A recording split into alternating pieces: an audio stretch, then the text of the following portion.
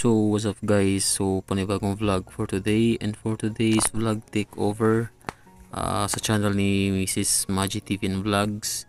And for this time amo ang shoot is christening kang Charles Darren diri sa Holy Child Parish sa may poblasyon Tabango.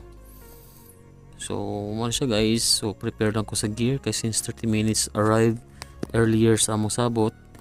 So andam na uniform, double check na ako ang battery tanan after ani.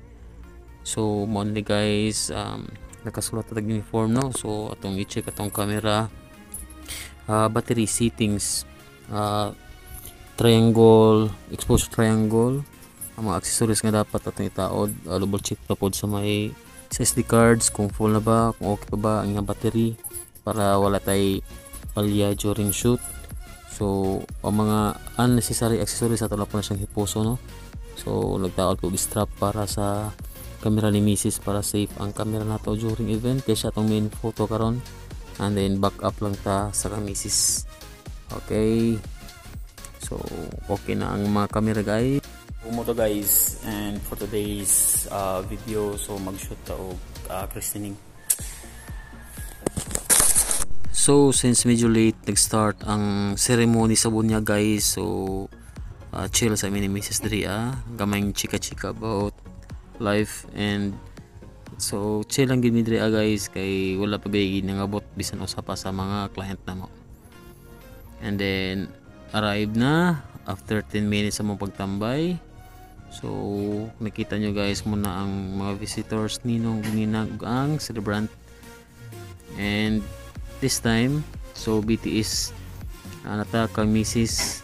So take na sa portrait sa mother or sa family together with the celebrant, and backup shooter ta, tapos game mabag kita backup shooter sa cellphone ni client.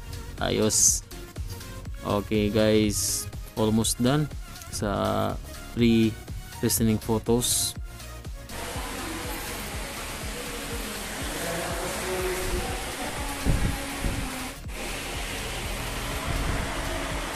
Kanira dong ng tanaw sweater dong.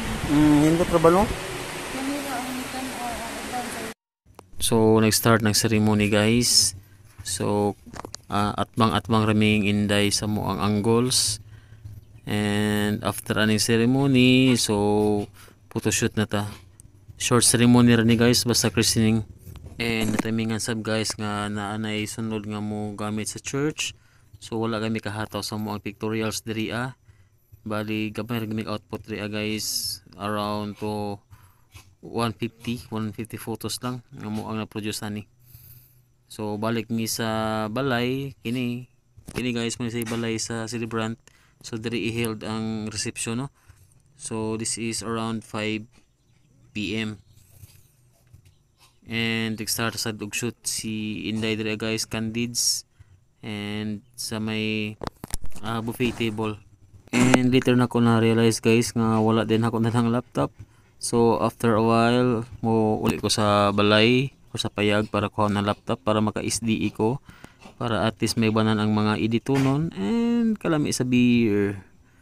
So tara guys, nakuha na akong laptop and it's 7 PM in the evening. Wala na magpa-shoot guys kay gigutom na. And after magkaon, so ready to go home na mi guys. So thank you for watching. See you on my next BTS.